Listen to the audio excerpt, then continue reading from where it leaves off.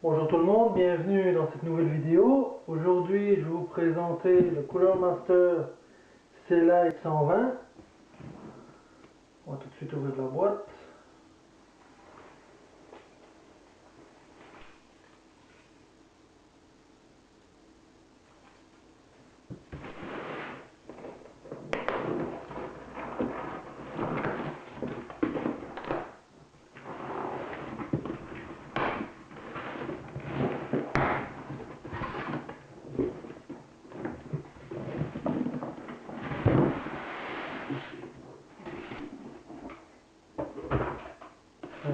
On a le petit manuel.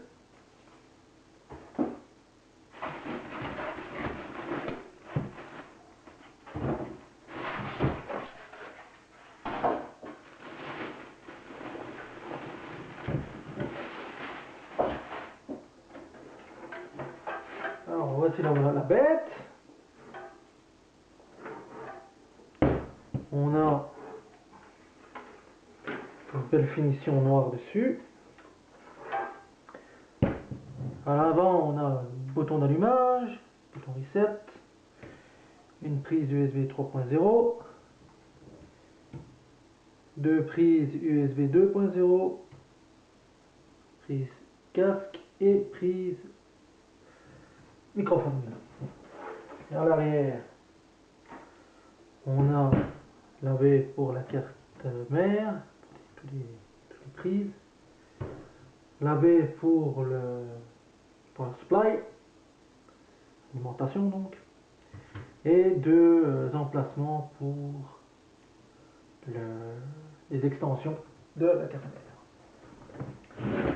Alors on va ouvrir tout ça pour voir qu'est-ce qu'on a dedans.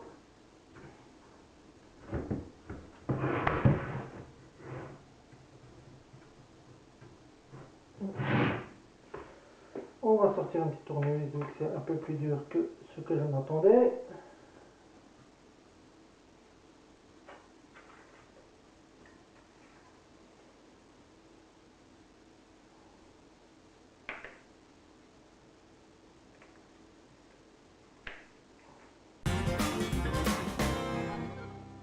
Désolé pour cette petite interruption.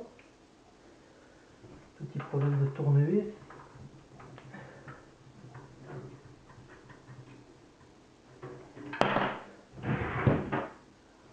Ici.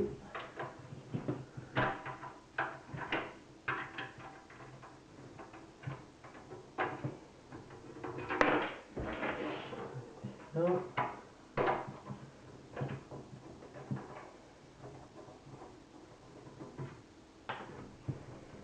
Et voilà.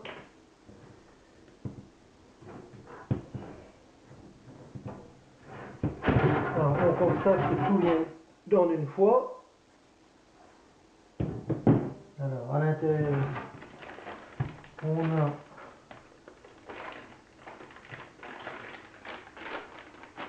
le sachet avec le tie-up, speaker, toutes les petites vis, de quoi fixer un disque dur.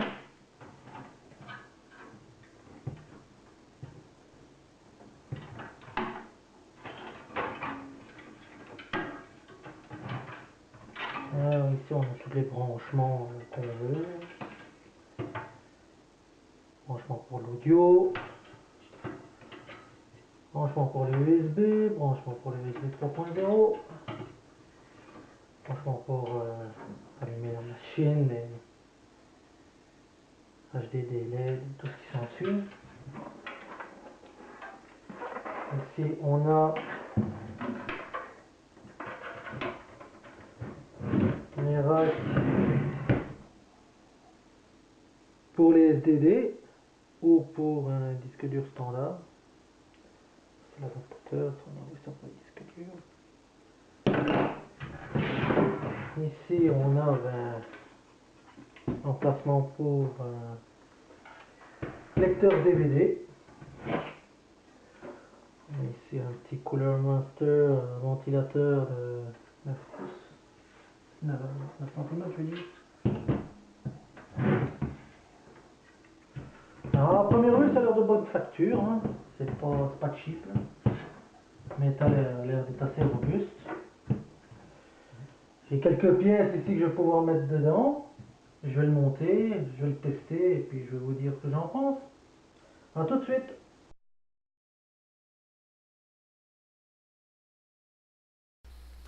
Bon, maintenant, passons maintenant à mon avis sur le Elite. Au niveau de son aspect général, on peut vérifier que c'est une très bonne. La solidité est très bien. Très bonne facture au niveau de l'assemblage. On n'a rien à dire là-dessus. C'est méchamment solide. À l'intérieur, il y a moyen de faire un peu de cable management, c'est toujours un plus. Ça évite d'avoir les câbles qui traînent partout et qui va s'enfarger dans le processeur et tout ce qui s'ensuit. Au niveau des comptes, ben la finition laisse un peu à désirer parce qu'au moment où je l'ai monté dans mon PC dans la boîte, il y a la peinture qui a commencé à foutre le camp de partout. Ça c'est quand même assez désolant pour une marque comme Cooler Master. On s'attendrait quand même à qu'il fasse quelque chose d'un peu mieux de ce côté-là. Là. Le filetage des boulons au niveau de l'arrière de la bécane, c'est du gros n'importe quoi. Il y en a un, il a fallu que je force avec une fourchette, une pince pour essayer de l'enlever. Là, c'était n'importe quoi là. Sans compter que comme vous l'avez vu sur la vidéo, pour les enlever, il faut que je force comme un hostie malade quoi. Ça n'a pas de sens. C'est censé être des vis qui s'enlèvent à la main et c'est beaucoup trop serré quoi. Faudrait espérer qu'à l'avenir ils serrent nettement moins leurs vis quoi, parce que ça n'a pas de sens pas en tout quoi. À part de ça, la boîte est bonne. Honnêtement, je la recommande quand même. Quoi. Elle est quand même, elle est pas trop grosse. Pour un petit PC d'appoint, ça fait bien la job. À part de ça, non, tout est bon.